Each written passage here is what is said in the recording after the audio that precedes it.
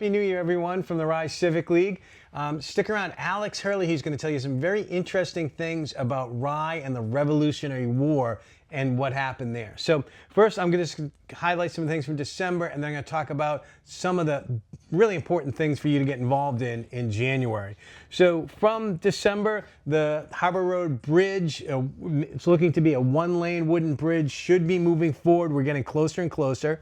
I think you might have seen in the paper and from the select board have put forward an ordinance to ban parking and camping. Mostly that's geared around people staying on Ocean Boulevard. The planning board approved a 4-lot subdivision on South Road. So I don't know if you know where those Signature and Autumn Drive is, where they built the huge houses development there. Right across the street from there's a 4-lot subdivision got approved. The select board parking on the beach, there's a story in the paper about that, but that wasn't in the 2025 budget. So they moved $59,000 from other places, and they've signed a contract to do a $59,000 study around that with the intent of getting it in front of voters for the March 2026 election. So they can do that. The select board has always done that, move money around between different budgets every year, from fees, cars, building. We end up with like $1 million additional dollars every year from either increased revenue, or mostly it's money we don't spend from the budget. Whether those revenues go up or down, we send to add up $1 million every year. I actually put a chart in there that I put together for the budget committee. Rye Recreation, if you go back 15 years or so, the capital improvements, you know that Rec's always been trying to put some sort of community center, some sort of building down at Recreation Road. They couldn't get anywhere because the select boards in the past were focused on town hall, what was going on. They've been doing incremental things, improving. They're using the site master plan and moving forward. They've got the design and everything that we approved the spending for finally replacing all those trailers that the rec personnel are working out of. It looks like around $1.9 million to be bonded. The select board aren't approving it because they really don't have their arms around what their space needs, et cetera, are happening. But they are allowing it to go ahead to the voters. So we got that one. And the other, Rye Energy. Rye Energy got a lot of good publicity. WMUR did a story, all those solar panels going up, what they're saving. They did a ribbon cutting, so we've got a link to that. They also are working on 2 warrant articles, one to take some of the actual cash back that we get to maybe put that in a fund for some projects, and there's another ability to get grants for people with commercial properties to put solar panels. A little complicated. We'll talk about that when we dive deeper into warrant articles later on. The trustee of the trust funds come out quite a bit at select board meetings and the budget workshops, the budget committees. The trustees of the trust funds was using town resources. They're now hiring their own bookkeeper, but the people that are trying to find out, well, how much interest do we have? How much money do I have? It's sort of been delayed and impacting the library and other groups. We've got a link so you can see what all those different funds are. The things like the capital reserve funds, those are things we put money away for a specific purpose, really aren't clear on what they could be used for, when they could be used. The school board actually does a really good job with those specified reserve funds saying, tuition reimbursement, special ed, what's the target we should have to handle it? So they've always reported that and told us where they are and why they're asking to put more money into that. If you live in Rye Water District, you've been hearing that there's been a rate study that was finally presented to the commissioners. The big change is, if you're, everyone, so here we get an allotment of 50,000 gallons per year. They're moving to a quarterly billing cycle, and the allotment's going to be 12,000. So 4 times 12 is 48. Just 2,000 gallons less than it is before, but quarterly billing. They will be looking at the rates and looking at every year until the water treatment plant comes online. So let's see. The conservation in the 2025 ballot, one of the things the select board put on there was to study if the Conservation Commission should be elected or not. They've outsourced that to Hugh Lee, who is somebody that the select board appointed to the Conservation Committee. That report is there.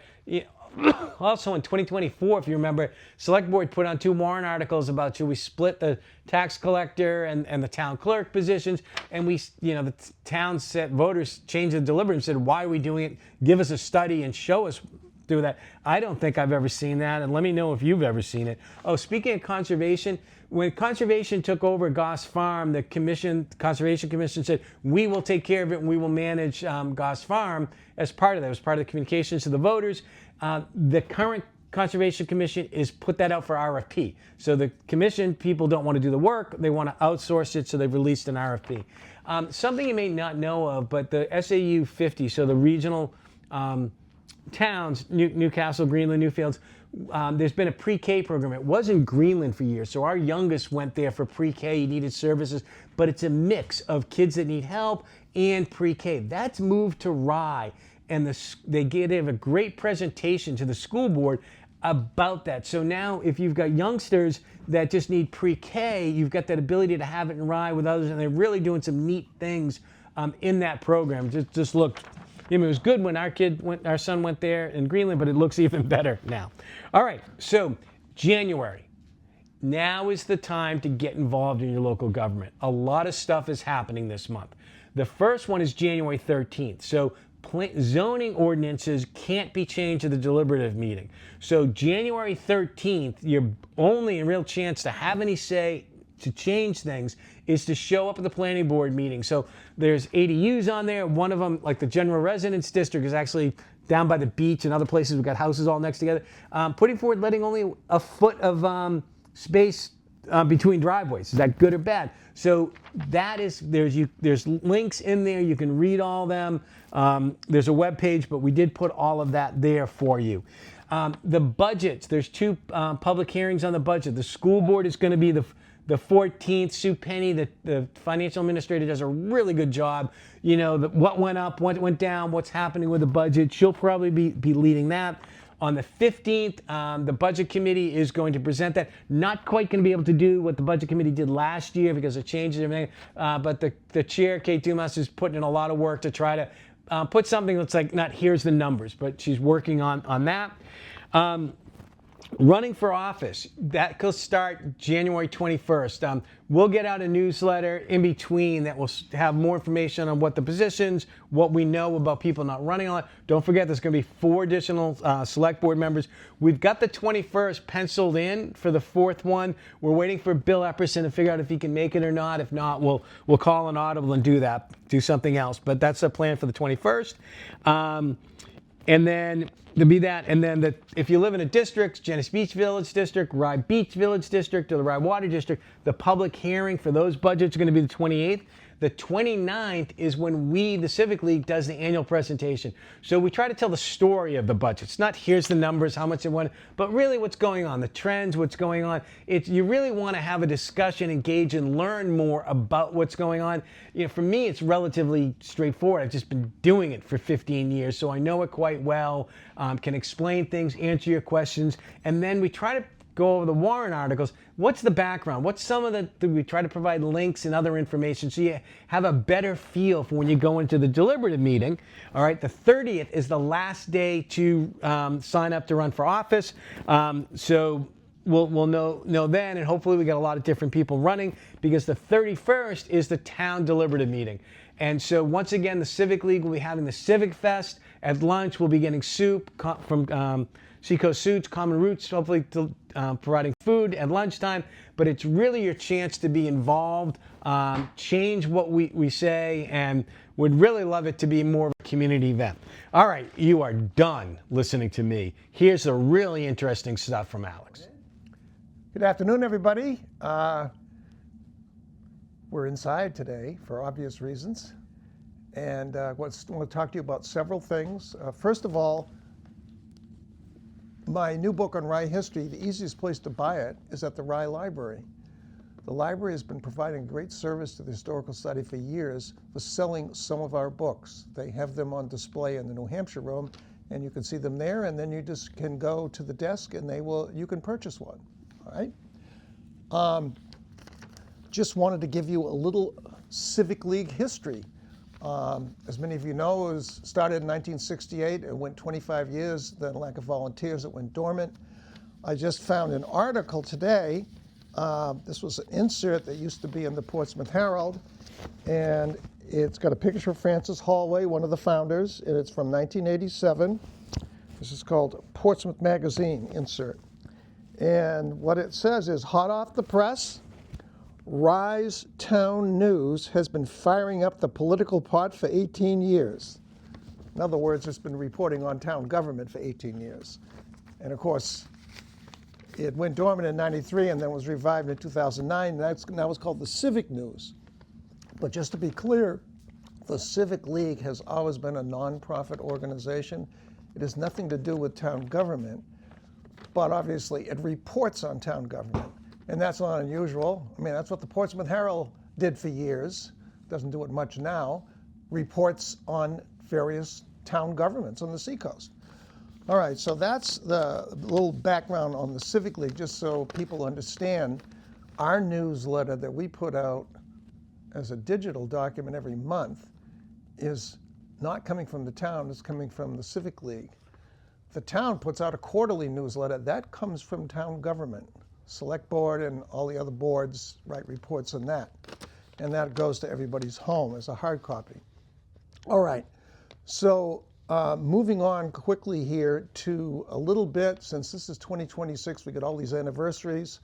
So we'll be talking a lot in April about the parish of Rye being formed, and we'll save that for then. So this is the 300th anniversary this year, and the same with the church. They're going to publish a history. You'll be hearing about St. Andrews, their 150th this year. Rye Historical Society, same thing. This is their 50th. And of course, the Isles of Shoals has a couple of 150th anniversaries. The hotel and Rye taking official control over the 4 southerly islands. Just a little bit about the American Revolutionary War in Rye. Been reading quite a bit about this lately. Just some quick background. Approximately 7,000 people who fought in the war died in actual combat. But the worst statistic are the people who died of disease. And there were various other things, but most of it was disease. And a good number of those people who died of disease were in prison ships. And the estimate I saw online from the Battlefield Trust and various other sources, from 20 to 70,000 people died of disease, many of them in these horrible prison ships.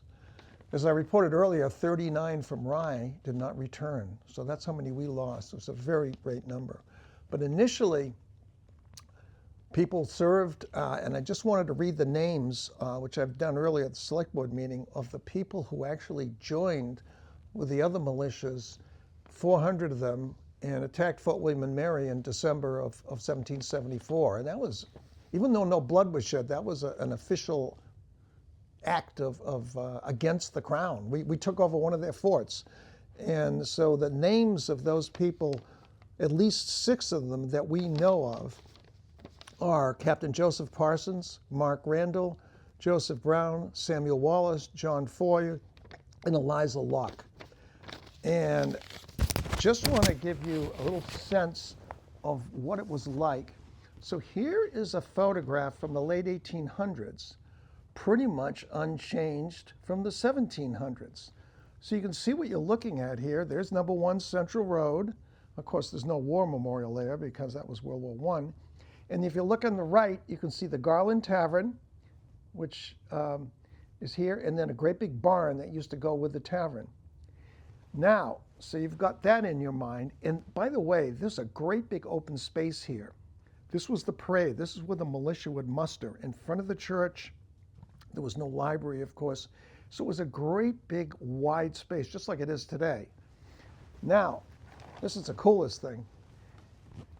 50 years ago, the Rye Bicentennial Committee, they created a special medal for the bicentennial. And it was designed and got created by Ralph Morang III. He was the chair of the committee. And on the back is the traditional seal of Rye, and I just found out recently where that came from. If you look over that library front door that faces Washington Road, you will see the town seal. It's carved in wood, and it was put up there in 1936, designed by an architect named William White. But this is a blow-up of the march from Rye to Fort William and Mary in December of 1774. So there's the Second Congregational Church. There's the Garland Tavern. There is a liberty pole that existed there. And here are some of the militiamen marching off. Well, the designer of the medal, of course, put himself in it. And there is Ralph Meringue III, pretending he was marching off. So I thought that was really cool. For many years, as you can see, this was the logo of the Historical Society. Okay, stay tuned next month. We'll do more history. Thank you.